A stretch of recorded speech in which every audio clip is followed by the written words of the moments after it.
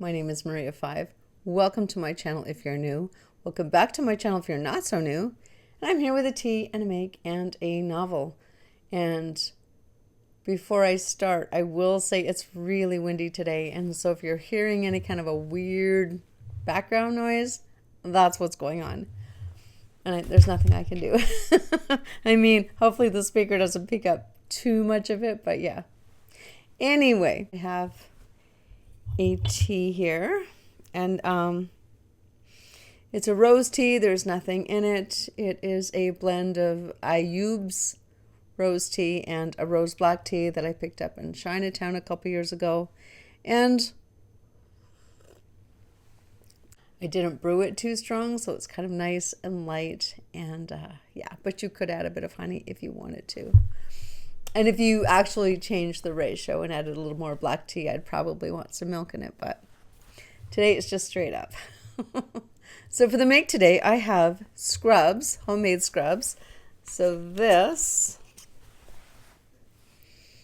is just a lip scrub. It is made with coconut oil and brown sugar. Coconut oil does have a very, very high melting point, so it melts really easily. And the brown sugar, because of course you're going to get some on the inside of your lips. There's no way. So if you're going to make your own scrub, make sure that it is edible. So the brown sugar is rather coarse granules, and then the coconut, and it's just good to, especially winter, get rid of the dead skin and make sure your lips are nice and soft and luscious. And I know there are lots of products out there on the market, but I mean, you could make your own for practically nothing. This is probably your biggest expense, is the jar. And this is a, I don't know if you can see, it's a David's tea jar. Yeah, so this literally cost me pennies. All right, so then I have a full body scrub, and this out of an old marmalade tin. There's a lot of the coconut oil, obviously, that's risen to the top. And it is pink salt and coconut oil. And I mean, you could add some scent, some essential oil for smell. But this is, it's just straight up. It's just straight up body scrub. Just the Himalayan pink salt and coconut oil again. And well, you can see that, but if I just take a little bit off with my nail and just, it's gone. Like, it melts really, really easily. So those are the makes I have for you today. And I thought they were rather apropos because the name of the novel is How the Light Gets In by Joyce Maynard, 2024. And this book has like this whole history. I find it very amusing. You perhaps maybe not so much, but I find this very amusing. So last year, January, I was with my mother in Edmonton. We did a couple of collaborations. And so this was going to be the next collab.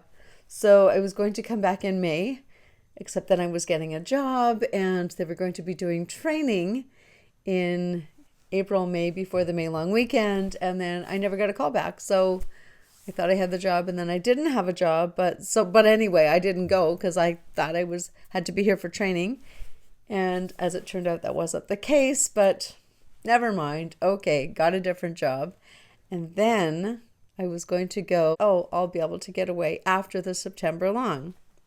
Not a chance. Nothing slowed down really, except there weren't really little kids because they were all in school. So then I thought, okay, well, you know, I'll get there during shutdown in November. So I did get away during shutdown in November, but my mother told me not to come. So here we are, fast forward, like practically, I read this last March. It's now March. So this is 1 year later, and I'm doing it. Not a collab, just me by myself. So that's the whole history of this. So, Joyce Maynard has written 13 novels, 5 nonfictions. And so fairly prolific. This is not her first kick at the can, as they say. And yeah, this book is a sequel, actually, to Count the Ways. It's the same family, Eleanor and her children. And I have not read that. And I probably won't, because this book has absolutely anything and everything that you could possibly throw at a family in it. Holy moly. I mean, yeah, it was actually hilarious to the point where I was like laughing at all the bad news at the end, because like, no matter what, you meet people. I'm older. Like, I've met a lot of people in a lot of families, and nothing like this happens to one single family. There's no way this happens to one family at all. So, I mean, this could probably be classified as fantasy. I mean, it isn't, but it could be. Anyway, all right. So, yes, if you never read another Joyce Maynard novel, you don't need to after you've read this one. We have Eleanor. It's Eleanor's story, and she's young and in love with Cam. And they get married, and they have 3 children, Allison, Ursula, and Toby. And of the 3 children, Allison she's very uncomfortable. She spends a lot of time alone. She's Miss Priss, Miss Perfect, trying to make everything perfect, trying to make everyone perfect. And probably precocious as all get up. Ask me how I know about that one. So Cam is taking a nap, and Toby, I want to say 7. I'm not exactly sure the age anymore, but he falls into the pond at the end of their property, and Cam is taking a nap, and so he doesn't notice. And then the kids are actually the ones to rouse him up. They get him to the hospital. He is rushed in, and he lives, but he now has brain damage.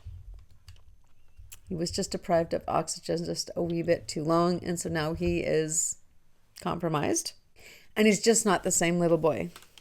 So Eleanor never truly forgives Cam for this, never really gets over it, and she's out. She's the breadwinner, and that is, you got one job to do, and he doesn't do it. So yeah, she's very, very resentful.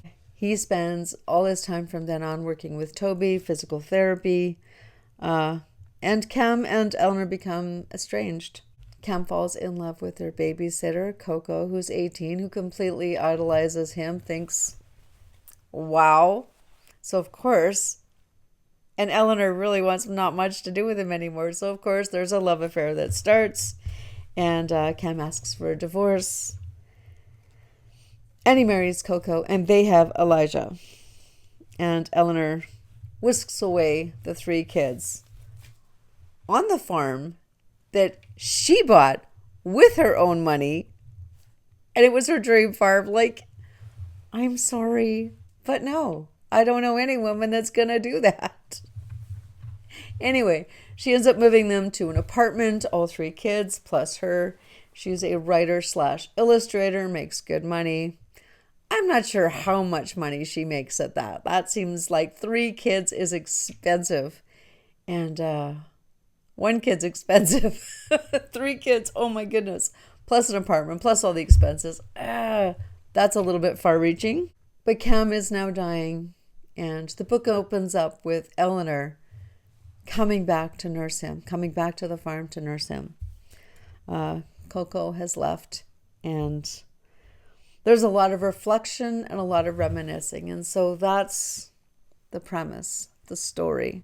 It's a 15-year story spanning from 2010 to 2024, covering a gamut of subjects. One of her children is transgender. One of them's a genius. There is IVF. Toby is a secret donor.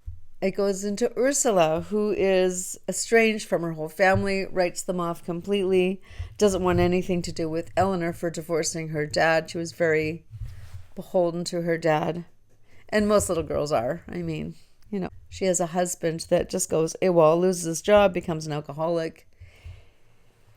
And yeah, it's just one of the most unbelievable novels I think I've ever read in my life. I laughed, and it's not supposed to be funny, but I did laugh because, I mean, in a hypothetical world, the probability of all of these things happening to one family is, I'm going to say, next to nil.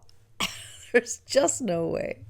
So I had a hard time buying into it. I didn't particularly like Eleanor. And the whole premise for this book, that's all the background, but the whole premise was this was supposed to be a love story for Eleanor for Count the Ways. And she ends up with just the most ridiculous romance ever that anybody could ever imagine. Like, that is not a love story. Like, what? Anyway, I'm not going to give you too much because it's still worth reading. But, and I do have a little selection here that I will read for you from 1 year ago. So yeah, it's been a little while. But I thought, it's a library book and I really did want to include something of this novel. So here we go. I'm just recording this because it will be months before I do the collab with my mom on How the Light Gets In. And I wanted to read you some before the book had to go back because, as you know, I just use library books. So, in the kitchen one morning, making coffee before heading out to her drawing table, Eleanor's eyes go to the windowsill. The row of broken glass pieces from the expensive Dale Chihuly bowl that Toby brought home from Seattle after his first trip there. Sometimes the fragments of the bowl look like nothing but a bunch of broken glass. But occasionally, when the light hits them right, they fill the kitchen with rainbows. Now is such a moment. Visuals. Wow. Eleanor and Cam had known their troubles before Toby's accident. They drifted apart. So slowly you'd barely notice, in the way people so often do when they're raising children together. Eleanor can still remember the thought coming to her, the strange irony that accompanied the state of parenthood. First, there's just the two of you, and if you're lucky, as Cam and Eleanor had been, it's this wild love you feel for each other in the beginning that inspires you to want to make a child together. And maybe another after that. 2 more in their case. Then it begins. You end up falling in love with your child, and before you know it, she's become the object of all the energy and passion you used to devote to the person who made you want to have the child in the first place. Really good and quite astute, I will say. Just, yeah, that does happen a lot. Not in every case, obviously, but in some cases, yeah, because there are years that get devoted to raising your child that you're not really focused on your partner. I mean, they're there and hopefully you're still communicating, but yeah, it's a tense few years sometimes.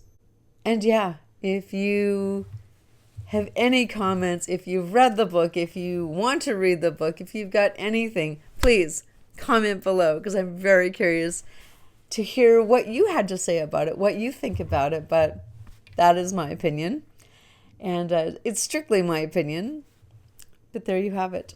Thank you so much for tuning in. Please like, please subscribe, and we will see you again next week. This was the bonus edition. We are scheduled again for next week, back on track with another novel. Thank you so much. Bye-bye.